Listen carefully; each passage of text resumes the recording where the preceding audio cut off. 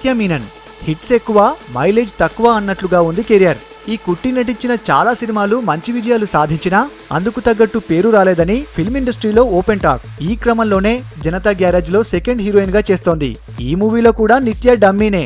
Cinema మాత్రం hit అంటూ చెవులు కొరుక్కుంటున్నారు సినీ జనం. నిత్య ఉంటే సినిమా హిట్ అనే సెంటిమెంట్ ఎంతో. ఆమెకు మాత్రం నో మైలేజ్ అనే ప్రచారం ఆ నోటా ఈ నోటా ఎన్టీఆర్, డైరెక్టర్ కొరటాల శివ చెవులకు చేరాయంట. మాలీవుడ్ లో సైతం బిగ్ బిజినెస్ చేసిన మూవీ కావడంతో నిత్య పాత్రను పెంచారట, కీలక పాత్రగా మలిచారంట. ఎన్టీఆర్ సైతం అభయహస్తం ఇచ్చి మరీ నిత్యను సపోర్ట్ చేశారంట.